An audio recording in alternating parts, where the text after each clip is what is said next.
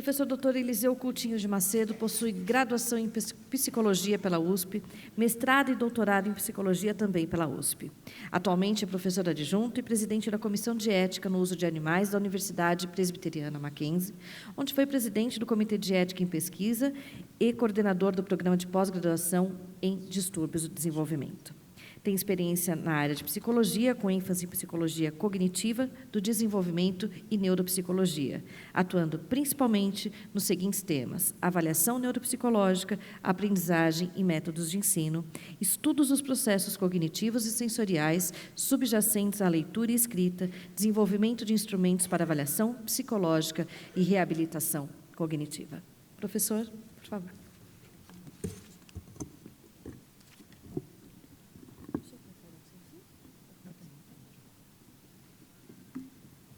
Bom dia a todos.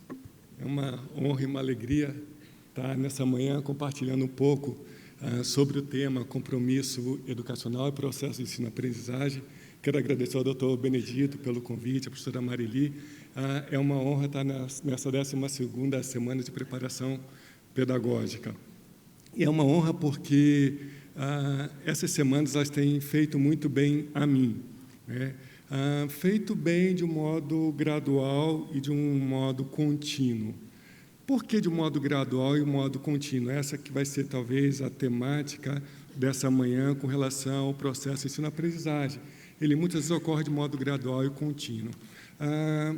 Por volta da 3ª ou 4ª semana de preparação pedagógica, depois da 4ª semana que eu voltei para o laboratório e comecei a preparar a aula do semestre, eu entrei num conflito. Eu me perguntei, Eliseu, de novo, você pegando o mesmo PowerPoint para dar a mesma aula, você não mudou nada depois das semanas de preparações pedagógicas, por que você repete? Né? Você aprendeu coisas novas, você viu coisas novas, mas acabou repetindo. E esse choque, né, e essa reflexão me levou a pensar em algumas mudanças, colocar em prática aquilo que a gente vinha aprendendo. Mas a questão é que nem sempre é fácil a gente mudar a nossa prática como professor ou como aluno, e a gente acaba, muitas vezes, repetindo esse processo.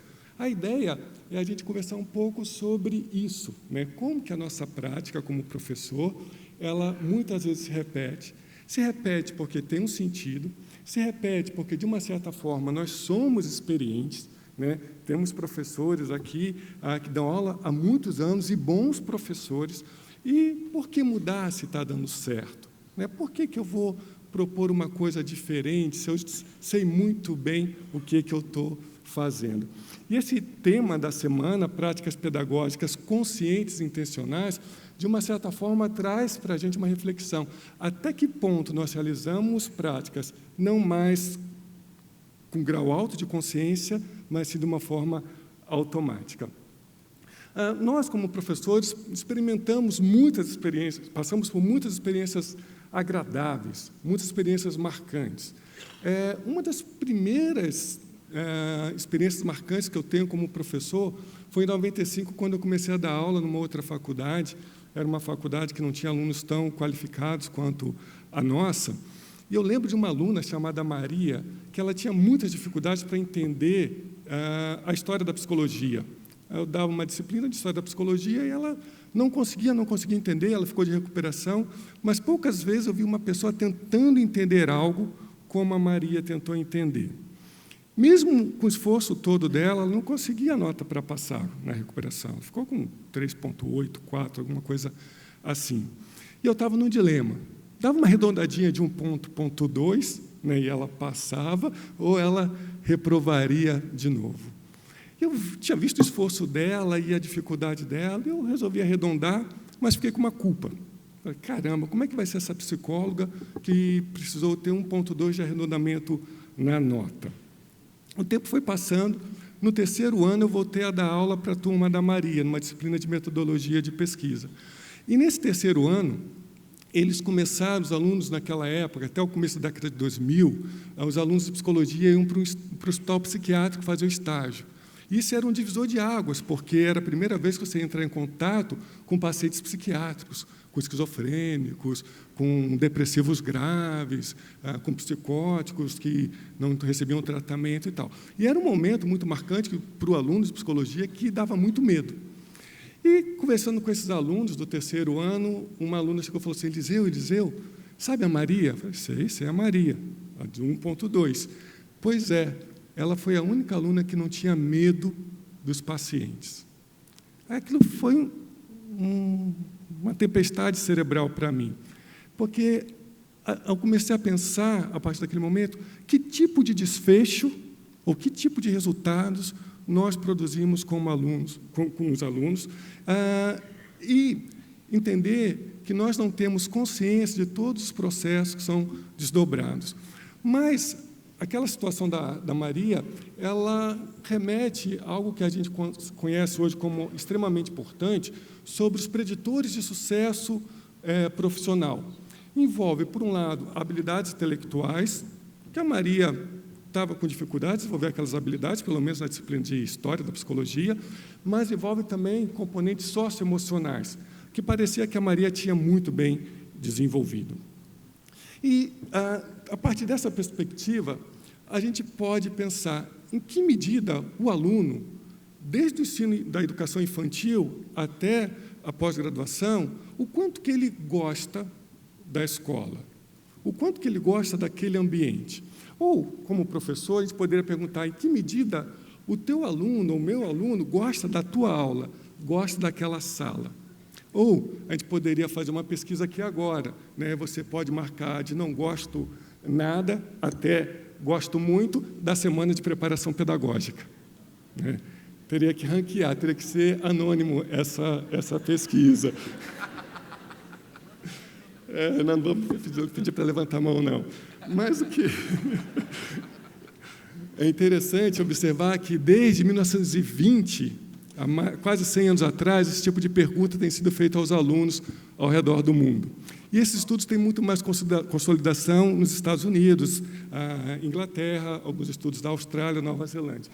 Mas o que chama a atenção é que o padrão típico de resposta é uma curva que parece ser uma curva normal, um pouco deslocada à direita, ou seja, a gente não observa que os alunos gostam muito da escola ou gostam pouco, não está no extremo direito, mas está concentrado ali, olha, mais ou menos. Seria assim: semana de preparação pedagógica, eu vou, mas mais ou menos, né? É legal e tal. Ou o aluno, para a nossa turma, na nossa disciplina, muitas vezes você vai ter um grupo que está encantado com a disciplina, que gosta muito, e no outro extremo, uns 20% que você está lutando para que ele consiga prestar atenção em você. E o professor gosta de atenção, ele precisa de atenção. O professor ele é motivado pela atenção, por esse feedback. E esses 20%, às vezes, jogam a gente lá para baixo e faz com que a gente até pense em desistir do magistério. Mas a pergunta que a gente pode fazer é: quais são as características desses 20% no canto inferior esquerdo e desses 25% no canto superior? Por que temos pessoas que gostam muito e pessoas que não gostam quase nada da escola? Uma das discussões tem a ver com aspectos sociais. Se eu estou na escola e eu tenho amigos, e eu me divirto ali, e eu sou acolhido, eu sou reconhecido, eu tendo a gostar mais da escola. Se eu não tenho amigos, se eu estou isolado, se eu sofro bullying, se aquilo não faz sentido para mim, eu vou tender a responder mais no canto inferior esquerdo. Traços de personalidade. Vários aspectos emocionais vão ser importantes na determinação de onde se coloca, ou mais à esquerda ou mais à direita. Atitudes parentais. O que os pais fazem em casa, né? Então, se você tem uma família que valoriza a escola e que prepara o aluno e tem uma conexão entre aquilo que é feito em casa e aquilo que ocorre na escola, tipicamente os alunos vão estar mais posicionados no canto superior direito, enquanto que aquelas famílias em que o aluno não foi preparado vão estar no outro extremo aí. Mas tem um outro componente cognitivo, que é o seguinte: de uma certa forma, a escola, a atividade escolar, a atividade acadêmica, ela demanda muito esforço. É muito mais agradável a gente ver um filme, na maioria das vezes, né, um bom filme, do que ficar concentrado durante 50 minutos numa palestra, né? É muito mais fácil você encontrar o seu aluno ou seu filho virando o final de semana, vendo uma série atrás da outra, do que ver o seu filho lendo um livro atrás do outro, né? Se tiver um desses casos, traga para a gente estudar, que vai ser um caso atípico, um caso raro, merece ser bem detalhado. O Paulo Bodio vai colocar lá no EEG de alta densidade para ver o que está acontecendo no cérebro desse menino. Mas, de uma certa forma, há um esforço muito grande. E aí a pergunta que a gente pode fazer é, há esse esforço, por que esforço intelectual é cansativo? Por que assistir uma aula atrás da outra, ou ler um livro complexo atrás do outro, é pesado? Uma frase provocativa que está aí, né, na verdade, essa frase não é minha, mas é a seguinte, que a mente humana não foi desenhada para pensar. Tá? Aí você já deve estar, talvez, se contorcendo. Como, Eliseu? Talvez a tua não tenha sido feita para pensar. A minha foi feita para pensar. Eu penso muito, eu resolvo problemas, eu gosto de resolver problemas e assim por diante. Essa afirmação de que a mente humana não foi desenhada para pensar, ela tem que ser entendida no seguinte contexto. Que o pensamento ele pode ser classificado, dividido em dois grandes tipos de pensamento, ou dois sistemas de pensamento. Um chamado Sistema 1 e o outro Sistema 2. O que acontece no Sistema 1 e Sistema 2? Ou seja, é uma mesma mente, é o mesmo cérebro, é um mesmo indivíduo, mas que, ora, parece que a gente pensa de um jeito, e ora, a gente pensa de outra forma. Ora é um sistema, ora é outro sistema. E esses sistemas são interrelacionados, correlacionados. O Sistema 1 ele é um sistema automático. Tá? Quando eu pergunto para você quanto que é 2 mais 2, isso vem de uma forma automática. Ou para o professor de matemática, qual é a raiz quadrada de 81, isso vem de forma automática. Para quem não está habituado mais com a matemática, e se perguntarem qual é a raiz quadrada de 81, talvez a gente tenha que voltar a pensar como é que é mesmo, a 2 é 4, de 4 é 16, até chegar a achar a raiz quadrada de 81. Nesse caso, virou um processo controlado. Tá? Se eu estou dirigindo com o meu carro, processo automático, passo marcha, mudo e tal. Agora me deram um trator para eu dirigir. Eu nunca dirigi um trator, mas eu posso tentar, de uma forma controlada, fazer uma analogia com o tipo de marcha que um passa, que o outro passa, e assim por diante, ser capaz de dirigir um trator. Mas foi um processo controlado. Enquanto que dirigir o meu carro é agradável, é fácil, flui bem, dirigir um trator nessas condições é altamente desgastante. Eu vou ficar cansado depois de meia hora dirigindo esse trator. O Sistema 1, portanto, ele vai ser rápido. Tipicamente, processos muito mais fáceis de serem decididos. Já o controlado, não. O Sistema 2 é lento. Né? Se eu tenho que ler um livro, esse é um processo lento. Se eu tenho que voltar 3 páginas para entender o que o autor está dizendo, é um processo lento. Se eu estou lendo o gibi, uma historinha, eu não preciso voltar 3 balões, 4 balões para ver o que a Mônica falou para o Cebolinha. É um processo muito mais rápido. Portanto, o Sistema 1 demanda pouco esforço, o Sistema 2, muito esforço cognitivo. Boa parte do Sistema 1 ele é feito de forma inconsciente, então você se arruma ou a gente dirige sem ter o processamento consciente. Inconsciente aqui não no sentido psicanalítico, né, de algo mais profundo, mas não consciência, eu não estou pensando naquilo, eu estou realizando uma atividade sem pensar. Por exemplo, eu estou operando o meu Office, o meu Word, não tem problema. Ou se eu sou professor de arquitetura ou de engenharia, eu estou operando o CAD sem grandes dificuldades.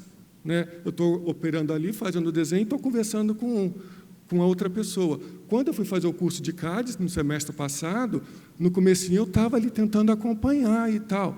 E o professor falando, eu ali, daqui a pouco eu desisti. Né? Eu não tinha mais como continuar acompanhando, não tinha recursos para aquilo. Né? É uma demanda muito grande. Mas essa é uma sugestão que eu faço. Se inscrevam nas oficinas que sejam bem diferentes daquilo que você está acostumado a fazer. Ao fazer isso, você vai passar pela experiência de ser aquele aluno que está lá naquela ponta, né, que tem uma dificuldade de acompanhar. Mas, ao passar por essa situação, depois você vai entender melhor o teu aluno que não entende com a facilidade aquilo que você domina tão bem. No sistema 1, as metas são implícitas. No sistema 2, as metas são conscientes. Então, por exemplo, como é que eu faço para resolver o problema do aquecimento global? Tá? Ou como é que eu construo um carro que possa dirigir sozinho, que não precise de um motorista humano? Né? No caso, quando eu estou dirigindo o meu carro, é implícito. Agora, quando eu tenho que pensar em construir um equipamento que se locomove sozinho, e evita obstáculo, fica muito mais consciente. E, por fim, mais ou menos importante, o sistema 1, ele está muito presente ao contexto imediato, enquanto que o sistema 2 ele é muito necessário para metas futuras, para planejamentos futuros. Por isso que nós brigamos muito com os alunos, porque a gente está falando para ele uma coisa que é importante lá no futuro, a gente sabe que é importante lá no futuro, mas ele está no modo automático, ele ainda não percebe a importância disso lá no futuro. O tema da semana, quando fala de práticas conscientes e intencionais, é como é que eu saio de um processo seguramente automático para um processo controlado. Não é ruim termos processos automáticos. Na verdade, a maioria de nós, ou todos nós, funcionamos a maior parte do tempo com o sistema 1. Eu não vou ficar pensando que roupa que eu vou colocar, eu não vou ficar pensando onde parir meu carro, eu não vou ficar pensando em quantos que eu tenho que pegar. Tudo isso é realizado de uma forma muito mais automática do que controlada. A forma controlada, o sistema 2, ele precisa quando aquilo que é automático quebrou, não funcionou, há um problema aí. Mas olha como o sistema 1 e o sistema 2 eles podem ser capciosos, eles podem nos enganar. Se eu pergunto rapidamente para você, quanto é 20 dividido por meio? 10? 40. Talvez a maioria de nós tenha respondido 10, porque é um caminho mais automático, né? Quem é da área de exatas não cai nessa pegadinha, né? Outras pessoas talvez tenham que fazer ainda a conta no papel para chegar à resposta de que é 40. Ou, uma mais teológica, quantos animais de cada espécie Moisés colocou na arca? Foi Moisés, foi Noé. Processo automático, engana a gente. É Moisés mesmo. E Noé subiu no monte para pegar as tábuas da lei. Não, ao contrário. Tá? São situações mais engraçadas, assim, ou corriqueiras, mas isso tem uma implicação maior em situações onde você tem uma influência forte de um viés político, ou que essas decisões, esses pensamentos automáticos vão ter um impacto na nossa vida. Por exemplo, quando você pergunta para as pessoas sobre o aquecimento global, você pega um eleitor do Trump e fala assim, você acredita que existe aquecimento global? Ele vai dizer, não acredito. E aí você dá uma aula para ele, explicando como é que ocorre o aquecimento global. No final da aula, você pergunta, você entendeu? Agora você acredita que existe aquecimento global? No final da aula, ele vai falar, sim, acredito. Passa um mês, você volta para aquela pessoa, e aí você pergunta, existe aquecimento global? O que é que ela vai responder? Não. Mas ela entendeu, ela explicou.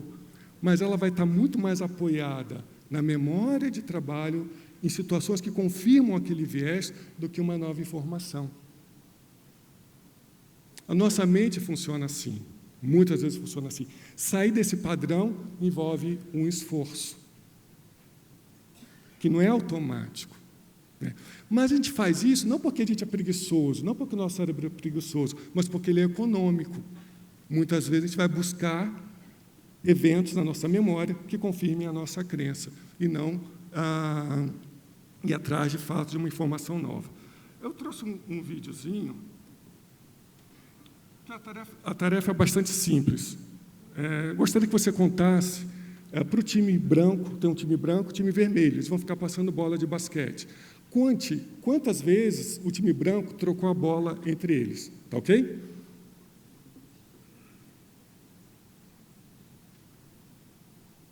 Count how many times the players wearing white passed the ball.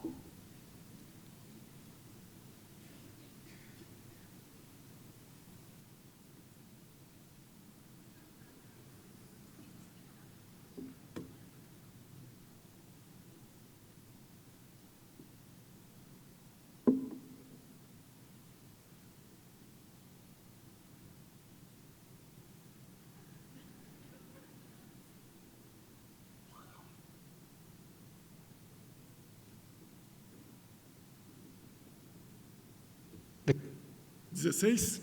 Acertaram? Quem riu? Por que riu? Todo mundo viu um gorila? Quem não viu um gorila? Quem não viu gorila? Não viu gorila? Tá? Não viu gorila? Ok. Tem um gorila, pessoal, acredita em mim. Quem viu que a cortina mudou de cor? A cortina mudou de cor.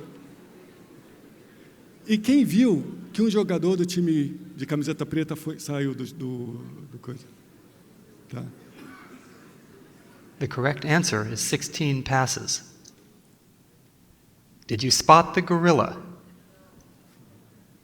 For people who haven't seen or heard about a video like this before, about half missed the gorilla.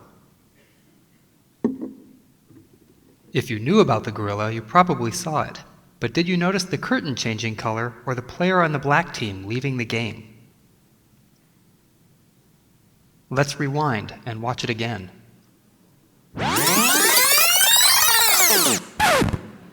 Here comes the gorilla, and there goes a player, and the curtain is changing from red to gold.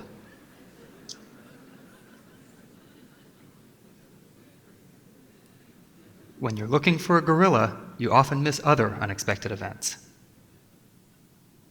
And that's the monkey business illusion. Learn.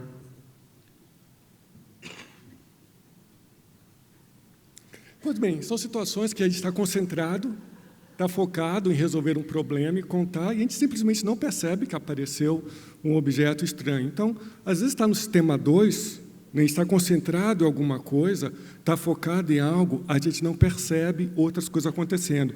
Isso, por exemplo, pode ter um impacto em sala de aula. Eu posso, como professor, estar tão focado na minha aula, naquilo que eu vou falar, naquilo que eu preparei, e eu não percebo o aluno. O aluno pode convulsionar na minha frente. Estou exagerando. Mas eu posso não perceber. Porque a gente, às vezes, ora está no sistema automático, o sistema 1, ora está no sistema 2, fica sendo intercambiável. Mas não sei se já aconteceu isso com vocês. Comigo aconteceu e acontece frequentemente. O aluno que interrompe a sua aula frequentemente fala uma coisa sem sentido.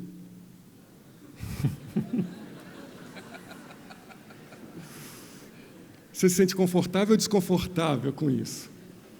Tipicamente fala, caramba, por que ele falou isso? Eu tenho tanta coisa para falar, eu me comprometi com o plano pedagógico a cumprir aqui, tenho aula, tem todos os slides para mostrar e ele está me interrompendo o tempo todo. Eu tive um aluno assim, né? Em vários momentos ele interrompia a aula e falava coisas sem sentido. E quando ele levantava a mão, eu já chaveava automaticamente, não vou ter que prestar atenção nele. Tomara que ele fale logo, vou pensar no que vai vir na frente, o que eu vou falar. E eu automaticamente faz isso. Então, eu reconheço minha falta, né?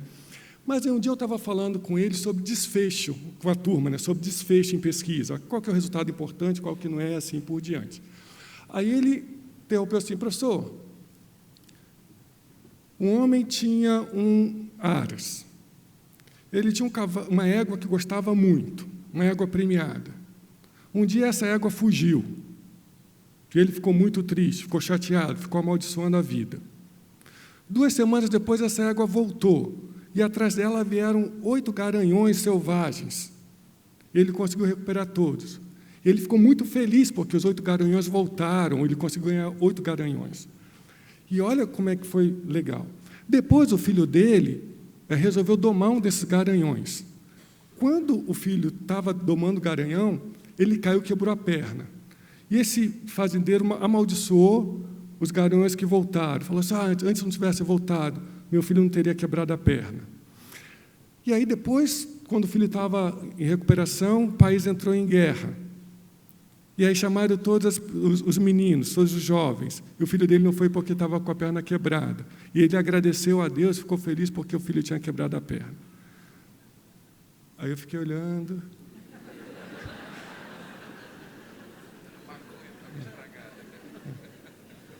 Aí ele falou, professor, diferentes desfechos para a mesma história. a discussão que a gente estava tendo era de desfecho, era de resultado, né? E ele, do jeito dele, apresentou algo muito mais claro, muito mais lógico, muito mais pedagógico, quando a gente pensa num conceito que é o desenho universal da aprendizagem. O que é o conceito do desenho universal da aprendizagem?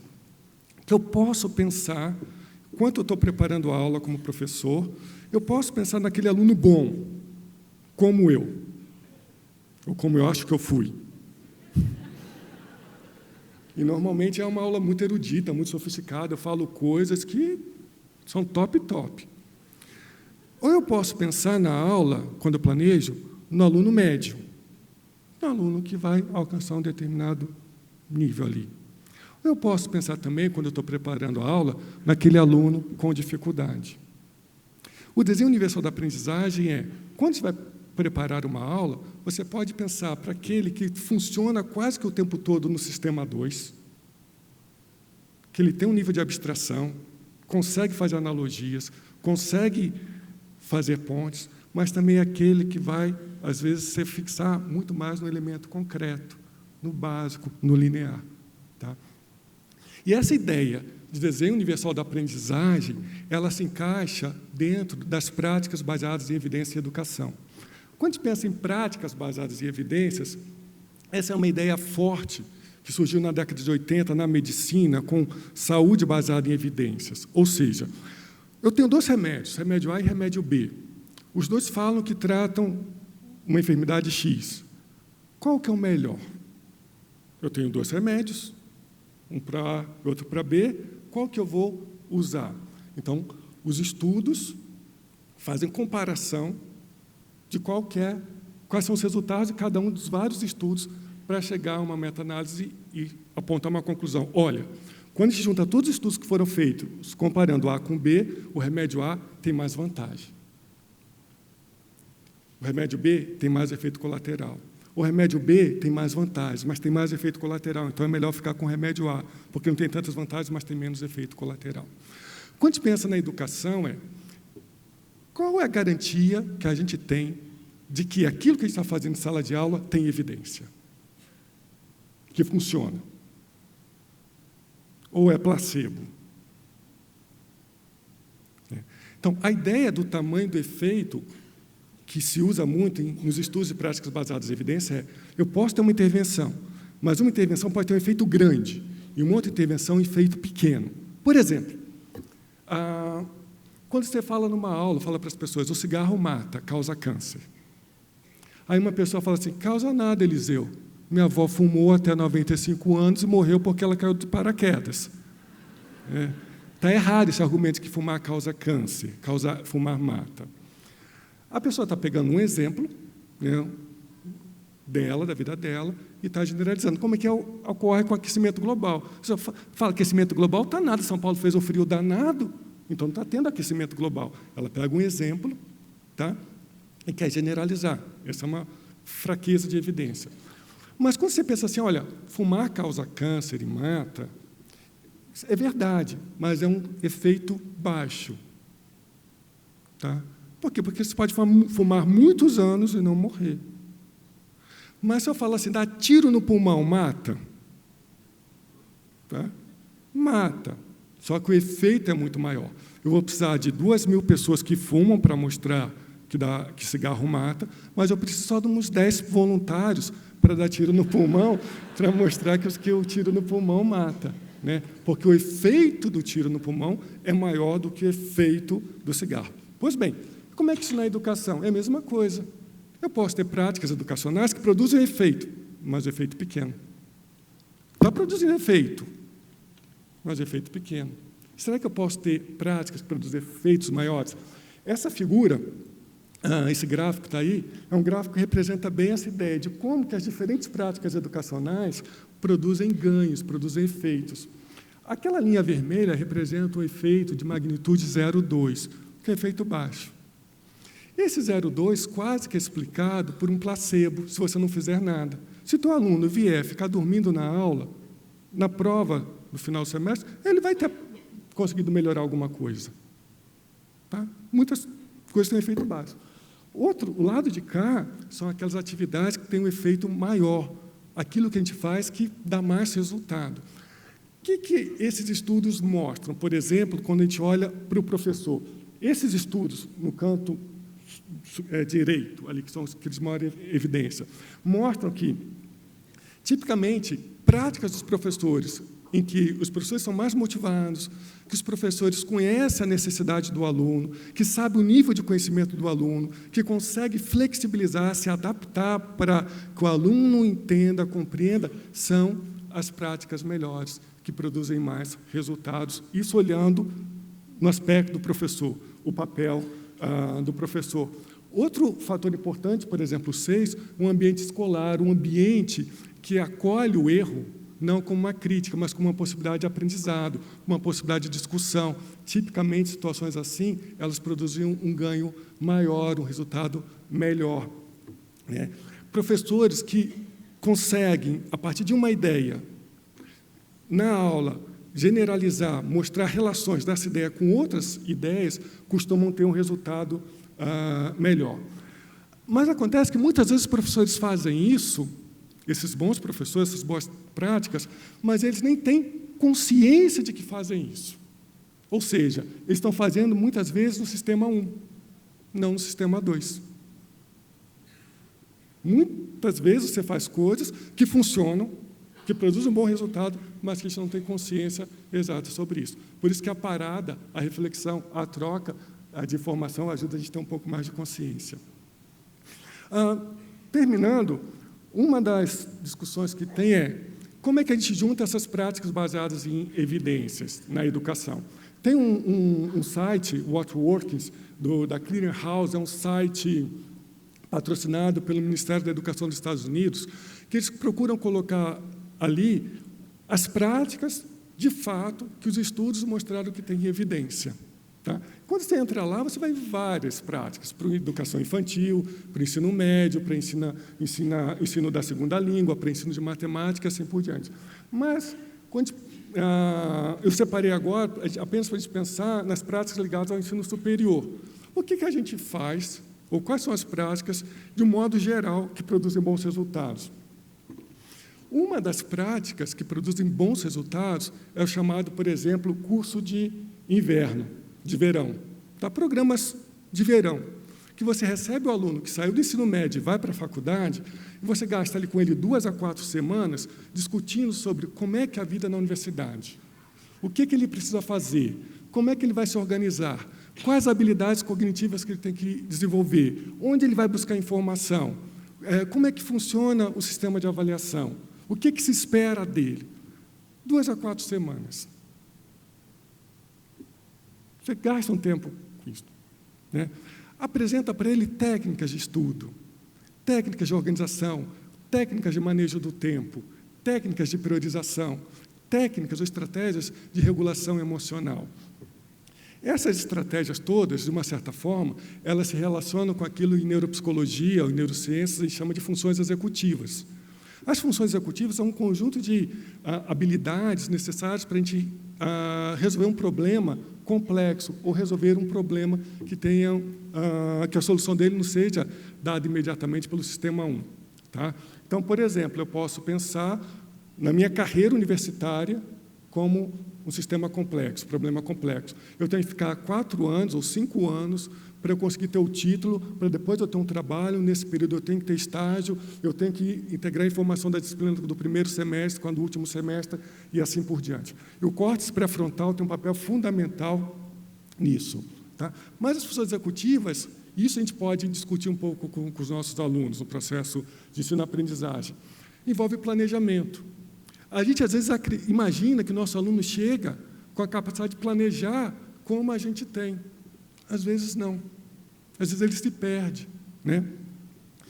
Capacidade de organização, capacidade de manejo do tempo, de estruturação do tempo. Quanto tempo eu vou gastar em cada uma das tarefas, em cada uma das coisas? Quanto tempo que eu gasto vendo um site? Quanto tempo eu gasto numa rede social? Quanto tempo que eu vou gastar para obter acesso a um determinado artigo? Memória de trabalho. Quanto de informação eu consigo resgatar e usar? levar o nosso aluno a desenvolver a capacidade metacognitiva, ou seja, dele pensar sobre aquilo que ele está pensando. Às vezes você pode falar e levar o aluno a refletir sobre por que você está pensando isso, qual é mesmo a tua dúvida. Uma tarefa, um momento como esse da semana de preparação pedagógica, para a gente é basicamente como metacognição. Ou seja, nós sabemos da aula, nós paramos e pensamos sobre aquilo que fazemos. Tá? Resposta inibitória, aquela característica que eu falei que faltava daquele meu aluno. Ele não inibia, vinha na cabeça dele, ele falava aquilo que estava passando. A gente precisa aprender a inibir determinados comportamentos. Olha, eu tenho aula segunda-feira, sexta-feira, 8h, e tem um convite da Maria Antônia. Controle inibitório violento para o aluno de 18, 19, 20 anos, ficar na aula de cálculo 3, em vez de estar com os amigos lá. Autorregulação do afeto, né, que é um componente importante. A gente imaginava no passado que a cognição, o aspecto intelectual era o mais importante, não. Iniciação das tarefas. Tem pessoas que planejam, imaginam, sonham, mas não conseguem iniciar a tarefa. Flexibilidade cognitiva, a capacidade de alternar entre aquilo que foi planejado, verificar se está ocorrendo aquilo que foi planejado, não está ocorrendo, mudar de estratégia, e persistência ao alvo, manter o foco. Essas são características que normalmente nós pensamos nos alunos. Seria tão bom se todos os nossos alunos tivessem todas essas competências. Mas o desafio nessa manhã é a gente pensar como que nós, como professores, podemos usar nossa capacidade de função executiva, nosso córtex pré-frontal, nossa capacidade de autorregulação, metacognição, controle inibitório, flexibilidade, memória de trabalho e assim por diante, para a gente pensar maneiras de atingir melhor o nosso aluno. Ok? Muito obrigado.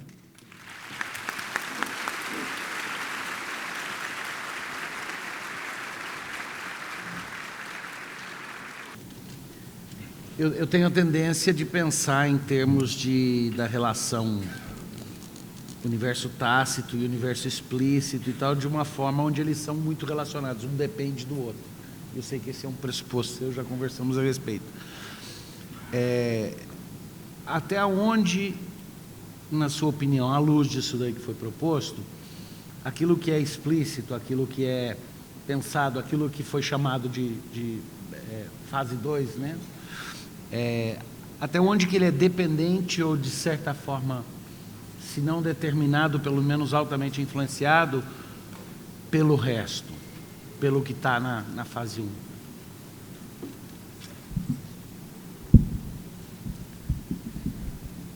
Acho que um aspecto importante para a gente considerar é como é que a gente desenvolve essa capacidade de usar mais o sistema 2.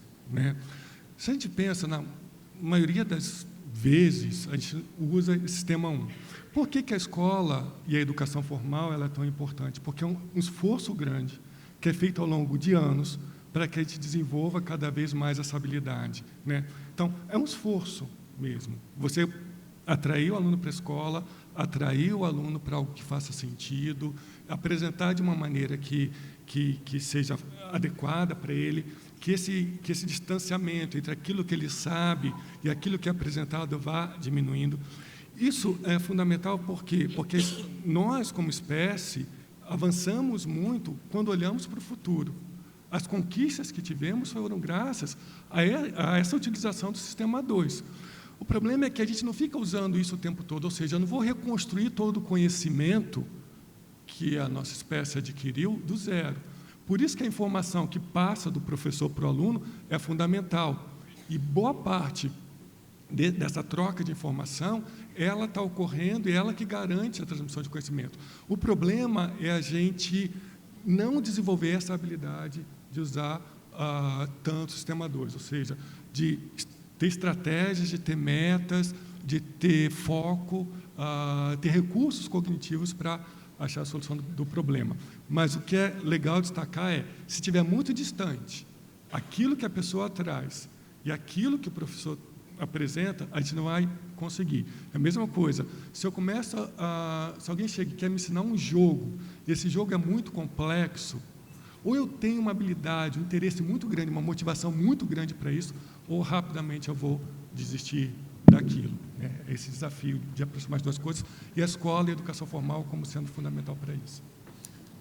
Agora, esse processo que ele é desejável, porque ele é como eu aprendo a planejar, fazer as coisas conscientemente, ele é um processo que a gente poderia dizer, ele é de axiomatização, então ele é um corte, né? Ele separa a minha experiência analiticamente. O que eu faço para ter certeza que eu entendo aonde é que o que está vindo depois, e de certa forma eu estou indo para depth psychology aí, né? Porque como que eu faço para ter certeza que aquilo que é automático, porque não é tão automático assim, ele só não me é, eu não estou completamente consciente, né, em alguns aspectos, não faz com que eu fique incapaz de perceber no meu processo de axiomatização, nos cortes mentais que eu preciso fazer e tudo, que eu seja enganado, tirado. O engano, ele acontece, a gente vai cometer esses enganos. Por isso que muitas vezes ele vai ser desmembrado, vai ser evidenciado com um confronto com a realidade. Tá? Ou seja, uma maneira de resolver um problema não serve mais, não se adequa mais. Por isso que eu posso pensar que eu dava aula de um jeito há 20 anos atrás, e agora chega o aluno, eu conto a mesma piada, ele não ri, eu uso o mesmo slide, ele dorme, né? Ele, há 20 anos atrás, ele não tinha WhatsApp, não tinha Facebook, e agora eu tento da mesma estratégia e não funciona, eu tenho que mudar. Eu tenho que trazer isso para um processo de sistema 2. Que alternativa que eu posso fazer? Tem um problema novo, né? Tem uma maneira agora que eu vá intercalar, que eu vou acessar. E a gente tem que tomar cuidado, porque muitas vezes práticas educacionais que aparecem como solução, na verdade, só estão ativando o sistema 1. Você colocar muitas vezes uma coisa no Moodle, não é que você está levando o garoto a pensar, necessariamente. Ele está lá buscando uma informação de uma maneira puramente automática. Você pode ter coisas lá que levem à utilização do sistema 2, do processo mais controlado. Professor Eliseu, queridos professores aqui presentes, antes de tudo, minha homenagem aos homens e mulheres de Giz, como estava no poema que nos antecedeu. Bom, em algum momento da sua fala, que muito nos ensinou, diga-se de passagem, o senhor falou sobre esse esforço que é movido pelo prazer, não é? O esforço movido pelo prazer. Alguns desses novos métodos ou abordagens de aprendizado, que, como o senhor acabou de falar, muitas vezes atrapalham mais do que ajudam, porque apenas reforçam o uso do sistema 1 automatizado, sob pretexto de alguma coisa lúdica, mas que na verdade é só o automático, né? Alguns desses sistemas muitas vezes tentam substituir a parte do esforço pela parte do prazer e tiram motivação e substituem por distração. Como é que seria no ensino superior, que todos nós de alguma forma exercemos, nos tornar capazes de utilizar o prazer não como distração, mas como motivação? E aí eu desdobro a pergunta: e como fazer isso não apenas como uma motivação oferecida para os alunos, mas como motivação oferecida para nós mesmos? Eu vejo vários professores aqui com vários anos de cátedra e sempre fico pensando o que nos faz, no novo semestre, tendo que ensinar as mesmas disciplinas, termos o mesmo prazer de quando nós tínhamos e fizemos pela primeira vez. Para muitos, o uso excessivo de tecnologia, por exemplo, tem se tornado uma distração, porque parece que nós estamos mudando, quando, na verdade, nós só estamos substituindo a lousa e o giz pelo PowerPoint. Como fazer isso como um processo de automotivação, que não vá para a distração, mas para uma verdadeira motivação, e replicar isso para o aluno? Ok. O primeiro aspecto até a professora Alessandra Seabra, que é lá do programa, ela estuda muito essas intervenções de funções executivas em crianças na educação infantil. Parte do resultado que a gente teria que ter começado lá atrás. Tá? Então, se a gente pensar em termos de país, em termos de intervenção, eu preciso de educação infantil, de creches, com atividades que desenvolvam isso, ou seja, que pensar, que raciocinar, que fazer analogias seja algo prazeroso, senão fica algo sempre muito chato. Ou seja, que ler é prazeroso. Uma das discussões interessantes, quando se discute método de alfabetização. Você tem método de alfabetização que é muito bom para a criança começar a ler. Legal, ela está com 6, 7 anos, está lendo. Só que chega com 10 anos, ela não tem prazer em ler. Ela sabe ler, mas não deu um outro salto. Então, a gente às vezes foca num único aspecto e não percebe que isso vai modificando, vai evoluindo. Então, não é porque eu desenvolvo uma habilidade, no início era prazeroso descobrir que eu estava lendo, agora virou automático, mas eu não tenho mais prazer. Mas agora, quando eu entendo, lendo 100 Anos de Solidão, que na página 177 vai fazer sentido que estava na página 14, uau, esse esforço todo que parecia que os personagens estavam voando, não tinha sentido, agora faz sentido, é um ganho muito grande. Então, o aluno ele vai percebendo isso. Muitas vezes ele não vê a ligação desse ganho em sala de aula, com aquilo que ele está aprendendo, com a prática. Alguns vão falar assim, quando eu vou para a prática, que parece que dá prazer, parece que faz sentido. Outros não. Chega e fala assim, aprendi um monte de coisa na faculdade, não tinha sentido, mas eu não vejo prazer naquilo, eu não vejo utilidade. Para a gente, como professor, né, a gente precisa dessa motivação. Muitas vezes, né, eu gosto dessa figura, dessa distribuição, porque muitas vezes a gente se apoia naqueles poucos que estão altamente motivados, que chegam, procuram e assim por diante. Mas o que a gente não precisa ficar triste, porque aqueles poucos que estavam muito motivados na nossa aula, vão ser os poucos que vão estar talvez desmotivados na aula do outro professor, porque não gosta daquela área. Aquele pouco que está desmotivado na tua, talvez vai ser o que vai estar motivado na outra disciplina, na outra área. Então, se a gente consegue pensar que eu posso, mesmo para estar um pouco motivado, que não vê interesse, não vê utilidade nisso, né, ele pode aprender ali, ainda que sejam as coisas mais básicas, as coisas mais elementares, aquilo faz sentido, mas ele não alcançou o nível daquele aluno excelente que tem uma vinculação com aquilo. Isso pode ser motivador. A gente dá aula eu dou uma aula de uma disciplina que é no 7º semestre, uma disciplina específica. Tem que todo mundo estar lá. Mas tem um aluno que já está fazendo um estágio em outra área, ele não quer aquilo. Então, mas você tem que tentar mostrar para aquele aluno que ele vai ter o aprofundamento daquele que quer ir para aquela área, a alegria ali que faz sentido, de uma certa forma, mas aproximar para o nível de conhecimento que ele está. Se eu ficar muito longe, eu não vou ter alegria. E aí eu consigo, eventualmente, ganhar esse aluno e ver um feedback positivo. Um outro corte que eu percebo na sua fala, na explanação, é justamente nessas tarefas executivas, no sistema operacional do córtex, e que muitas vezes tenta organizar o caos, basicamente, né? Tanto o caos interno, de uma série de estímulos que muitas vezes não são nem mesmo devidamente mapeados, mas também o caos externo.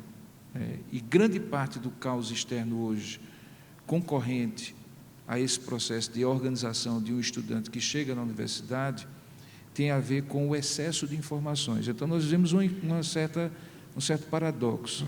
Nós somos a sociedade, o momento da sociedade humana em que informações estão mais disponíveis e numa quantidade que nenhum de nós consegue nem superficialmente compreender. Qualquer professor aqui da área, com algum tempo de ensino, deve lembrar que você conseguia se manter atualizado nos livros da sua área há 20 anos atrás. Há 20 anos atrás você conseguia saber todas as publicações sobre uma determinada área.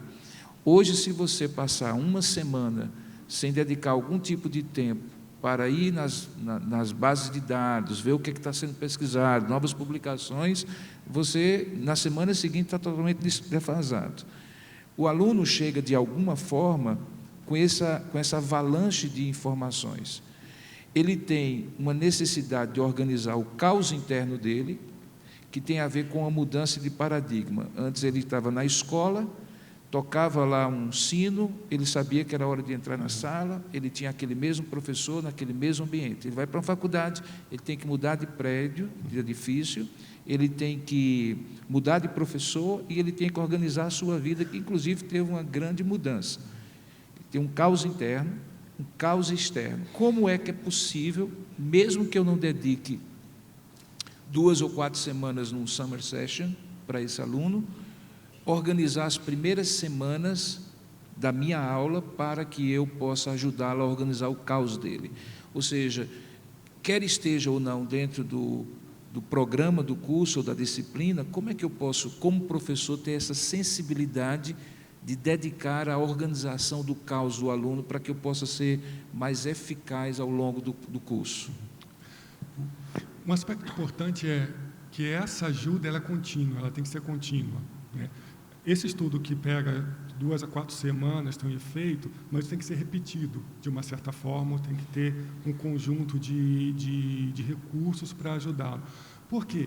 Porque é muito fácil a gente perder essa capacidade, é muito fácil a gente se desorganizar, né? Então, é um processo mesmo contínuo que a cada semestre retoma. Por isso que eu falei da semana de preparação pedagógica. Para mim foi cair a ficha na 4ª semana, né? E é um processo, tem que voltar aqui, semestre que vem vai ter que vir de novo, senão a gente vai se perder. Então, a gente tem que entender que é contínuo. Outro aspecto interessante de se considerar é o acesso à informação que o nosso aluno tem. É muita informação, né? Tem um efeito chamado efeito Flynn, que compara o desempenho de crianças da década de 50 e ao longo dos anos, até agora. Você observa que, de um modo geral, algumas habilidades estão se desenvolvendo muito, né? Se você pega uma criança na década de 50 e avalia o vocabulário dela, ela hoje estaria quase com o vocabulário rebaixado para uma criança normal, né? Então, é uma habilidade que evolui. Hoje, você conversa com uma criança de 9 anos, 8 anos, 7 anos, ele vai falar de genética, vai falar de mutação genética, né? Porque os filmes falam disso, termos que no passado não eram usados. Aí a pergunta é, legal, desenvolvemos bastante vocabulário, desenvolvemos bastante acesso à informação, mas o que a gente deixou de desenvolver que está impactando a educação? Por exemplo, volta de novo para a década de 50 e criança agora. A capacidade de controle inibitório, de autocontrole, de automonitoramento era muito maior do que a nossa hoje.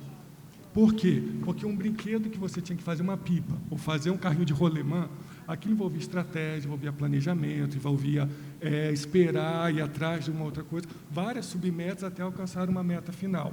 Hoje, a criança tem muito mais vocabulário, ela sabe o que é mutação genética, mas, ao mesmo tempo, outras habilidades necessárias para resolver problemas complexos, ela não adquire. E é interessante quando a gente vai ver, por exemplo, defensores de tecnologia e críticos de tecnologia. Muitas vezes você tem estudos assim, comparando, você pega a criança de 2, 3 anos de idade, coloca o tablet para ela e ela tem que ver livros infantis ali no tablet, que tem som, que tem figura, que tem animação e assim por diante. E você pega a criança da mesma idade e coloca a mãe para ler livro com elas, tá? Qual grupo que adquire maior vocabulário? A criança com tablet ou a criança com as mães? Com tablet. Com tablet você adquire muito mais vocabulário, porque tem muito mais informação ali disponível o tempo todo. Mas com as mães, o que adquire? Autocontrole, a interlocução, a modulação, né? O turn-off da comunicação, onde eu posso buscar informação na outra pessoa, o contato social, né? É muito interessante, você conversa com um aluno, a gente estava um dia desse lá no laboratório, eu estava com uma aluna, eu falei assim, a gente precisa de saber a data de nascimento do aluno tal, ele está lá na outra sala, vai lá e pergunta. Eu falei, não, professor, pega aí no Facebook. Então, assim, caramba, é mais fácil você ter acesso à informação. Hoje a gente está perdido, você não para quase e pergunta onde é que eu estou. Liga o Waze, né? Então, nós vamos perdendo algumas habilidades, vamos adquirindo outras, né? Isso vai ter impacto na educação, a gente tem que parar e pensar sobre isso, né? Mas, só para finalizar a questão da tecnologia, os sistemas híbridos são aqueles que costumam dar os melhores resultados, quando você integra tablet e livro, e assim por diante. Nós ainda temos um minutinho antes de responder outras perguntas, então eu faço uma, depois o senhor faz outra. Eu tenho eu percebo um certo paralelo em algumas das coisas que a gente está chegando a entender agora, quando pega e faz uma análise cuidadosa de um processo de aquisição cognitiva e tudo, Que no final das contas o pessoal lá da Universidade de Chicago, anos atrás, o Mortimer Adler, aquele livro Como Ler um Livro, que quem aqui não recomenda isso para os seus alunos não sabe o que está perdendo. Como Ler um Livro. Todo aluno que eu tenho o primeiro contato, eu peço para ler esse livro. Muito do que ele está postulando ali em termos de compreensão de texto parece fazer um paralelo com o que você está postulando em termos da divisão de aquisição cognitiva no total. Comenta isso daí que eu... Tem um livro que a gente lançou em 2013 e uma autora que prefaciou, ela colocou a seguinte frase: nem tudo que é verdadeiro é novo, nem tudo que é novo é verdadeiro. Quando o professor Benedito me convidou para o tema, a grande discussão é essa, porque boa parte disso a gente já sabe. Já sabe a necessidade de organização, de estabelecer metas, de planejar, não é novidade. Talvez seja novidade a maneira como a informação é apresentada, ou talvez seja novidade que você possa ter cursos, estratégias diferentes para fazer isso. Mas muitas das coisas de medição que é novo. Mas boa parte a gente chegou onde chegou, mas a gente não está zerado. Por isso que uma semana como essa a gente não está perdido como professor, a gente está fazendo bons trabalhos. O desafio é como que a gente pode parar e refletir sobre essas mudanças. Mas boa parte dessas estratégias funcionam.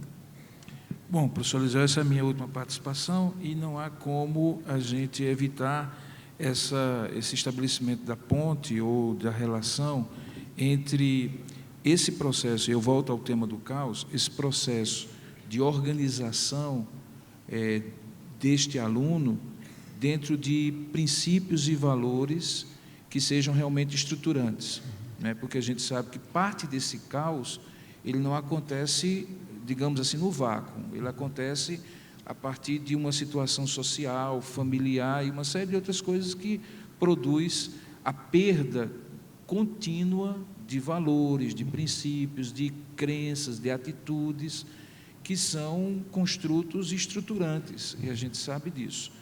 Como é que o senhor situa esses estudos que o senhor tem desenvolvido e essa temática à luz da visão confessional dessa universidade, dos princípios, valores que ela, de alguma forma, estabelece como pré-requisitos para a ação da docência, não necessariamente como uma confissão pessoal de cada docente, mas como uma relação de causa e efeito, ou seja, nós somos o que somos e fazemos o que fazemos porque cremos no que cremos. Como a identidade missional, a identidade confessional, como é que isso dialoga com essa organização do caos numa sociedade caótica em que o aluno chega para essa universidade e não escolhe Mackenzie apenas pela força da marca, mas a força da marca Mackenzie tem a ver com aquilo que ela é. Como é que o senhor situa como pesquisador essa relação? Tem um livro que foi lançado agora, esse ano, chamado Aprendizagem Invisível, do Haidt. O Haidt é esse pesquisador que eu mostrei aquele gráfico, é uma pessoa, um australiano que estuda muito evidências em educação. E quando você pega esse livro e vai ver lá a lista das práticas que tem maior evidência, um dos itens que aparece lá são escolas confessionais, como tendo maior evidência em termos educacionais, independentemente da confissão. A gente pode pensar, então, por quê? Ele não discute isso lá, e mostra como... Rastreamento transcendente, talvez? Referenciamento? Ou talvez, assim, como essa questão talvez de uma organização, de uma meta, de estratégias, de objetivos, de propósito, que são incutidos, talvez no aluno, talvez o sentido de vida, mas essa ideia, eu faço isso tem uma lógica, eu faço isso, serve para alguma coisa, eu faço isso, é para algo. Então, por exemplo, eu posso pensar assim, por que você vai trabalhar? Minha filha de 2 anos perguntou, papai, por que você vai trabalhar? Eu posso responder, porque eu vou ganhar dinheiro, ou posso responder, porque eu vou ajudar outras pessoas. Se eu respondo que eu vou ajudar outras pessoas, porque talvez o sentido do trabalho para mim tenha um outro objetivo do que puramente ganhar dinheiro. Talvez um aspecto seja isso, que o conhecimento ele passa a ser valorizado e como tendo uma meta de levar a outras pessoas, mas são talvez... mas são...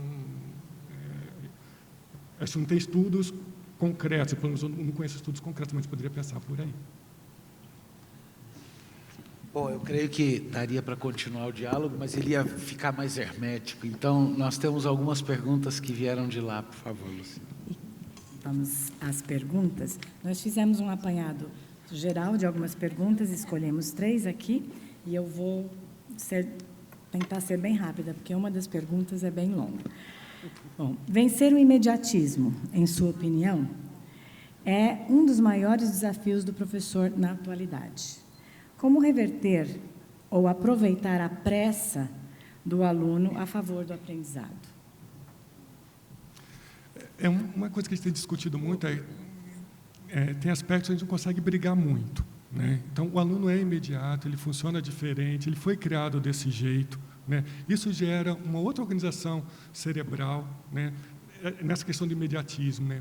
Você pensa assim, por que bingo é proibido em São Paulo e o jogo de bingo não é proibido na quermesse? É bingo, né? Tem uma diferença aí, que é a velocidade em que ocorre a consequência. Quando a pessoa está no bingo eletrônico, ela aposta e logo vem a resposta. Aposta, vem a resposta. Aposta, vem a resposta. Isso gera adicção. Isso causa dependência. Quando a pessoa está jogando bingo lá na quermesse, aí, 22, 2 patinhos na lagoa. Peraí, a tiazinha não achou. Fica um tempo enorme. Vai meia hora, 40 minutos para fechar uma cartela. E o prêmio é um patinho, é uma bola, é alguma coisa assim. Ninguém vai ficar dependente disso, né? Então, por um lado, nós temos essa questão da adicção, né, do imediatismo. Isso está tendo um impacto grande.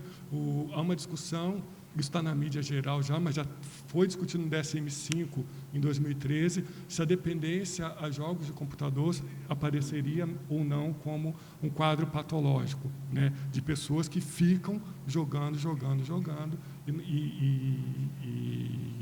e não conseguem parar e deixam de trabalhar e ficam semanas. Então, tem um lado que a nossa cultura, a nossa época, ela é muito mais imediata. Não dá muito para a gente brigar com isso, mas a gente pode usar isso para que o aluno tenha imediatamente acesso à informação relevante, né? Então, por exemplo, ele pode querer algo naquela hora. Onde é que ele busca algo que é confiável?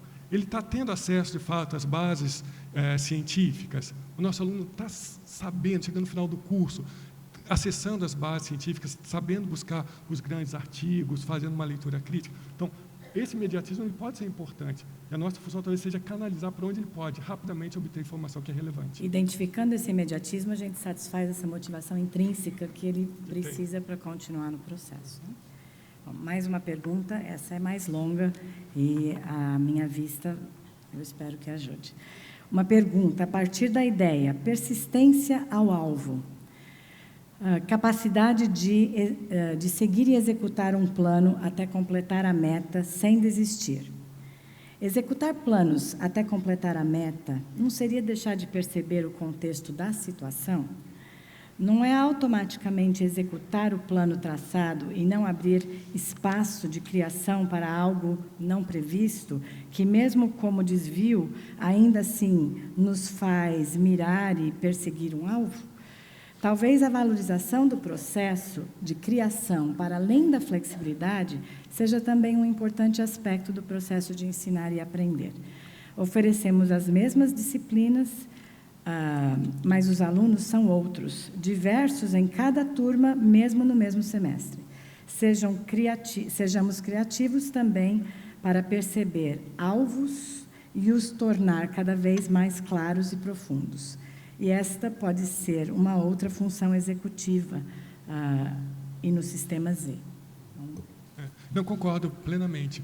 Quando se pensa na flexibilidade, em atingir uma meta, né, mas atingir uma meta envolve flexibilidade, né? Se eu não tiver flexibilidade, pode ser que aquela meta já não esteja mais lá. Dá um exemplo simples. Eu sei sair do Mackenzie e ir para Vila Prudente. Aí eu sei fazer esse caminho pela Avenida do Estado. mas aí um dia tem uma interdição na vida do Estado. Eu tenho uma meta, chegar na Vila Prudente, mas eu preciso ter flexibilidade para me adaptar a isso, né?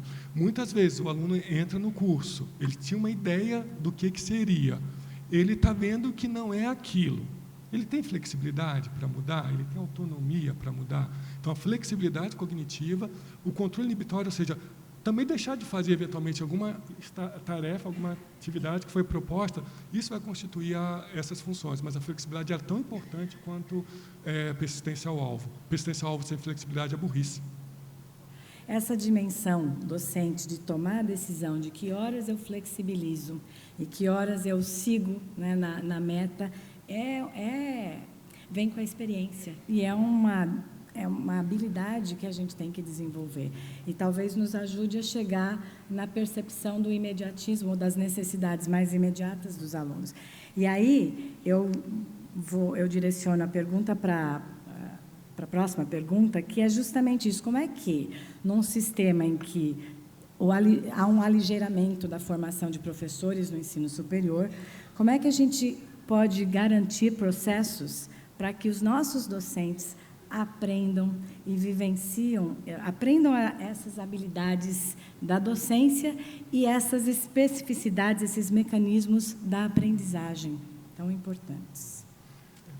Eu acho que quando a gente passa por uma experiência da semana pedagógica, de você assistir uma aula, participar de uma oficina que é completamente diferente daquilo que você está habituado a fazer, isso eu falei disso, mas isso é mágico, porque a gente consegue ter um outro olhar daquele aluno que você está falando e ele não está entendendo. E quando o professor foi embora e você ficou ali, caramba, faltaram ferramentas, faltou alguma coisa, eu não estou conseguindo. Então, tem uma linha da psicologia social, os meus colegas da psicologia social estudam muito isso, de quando a pessoa vai trabalhar como coveiro, ou vai trabalhar como lixeiro, vai trabalhar, que ela tem uma noção melhor da existência do outro. Então, de uma certa forma, ser capaz de se colocar no lugar do outro, ser capaz de se colocar no lugar do aluno e ser capaz de se colocar no lugar dele com uma interação, com essa conversa, né, que a gente às vezes não consegue. Onde a gente consegue isso melhor? No pequeno grupo ou, na nossa experiência no programa de pós-graduação, no contato ali com o aluno. Aí você vê aquele aluno que vai atrás da informação, que ele está agora estudando aquilo que interessa propriamente para ele, que ele vai ter flexibilidade, ou ele vai empacar, ou ele vai achar uma solução, e onde você consegue dar essa personalização maior para a necessidade do aluno.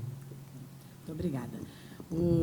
Eu tenho certeza que temos outras perguntas e ainda teríamos mais palavras, mais complementação para fazer esse assunto, mas o nosso tempo está esgotando, então eu vou encerrar e eu gostaria de agradecer muito o professor Eliseu Coutinho de Macedo, bem como os nossos debatedores, o reverendo Robinson Grangeiro Monteiro e o reverendo Dr. Davi Charles Gomes, e agradecer a presença de todos vocês aqui.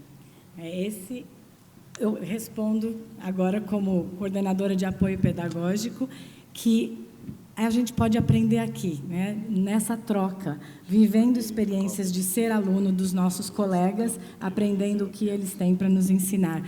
E eu espero que a gente possa aproveitar cada vez mais a Semana Pedagógica, o FOPEP e as outras atividades que a reitoria e a pró-reitoria promovem para que a gente possa refletir ou ter um processo metacognitivo sobre a nossa docência.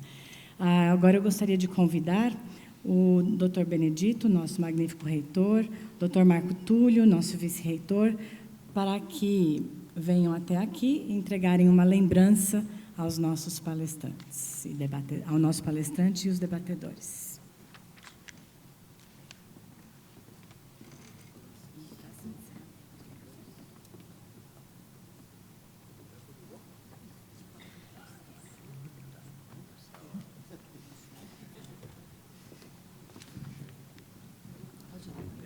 Bom, nós queremos agradecer aqui a participação do professor Eliseu, reverendo Robson, reverendo Davi, pelas contribuições bastante significativas, que nos levam a reflexões muito importantes desta manhã. Eu também, o reverendo Robson falou isso, eu vou repetir as palavras dele, eu aprendi muito aqui, me levou a algumas reflexões.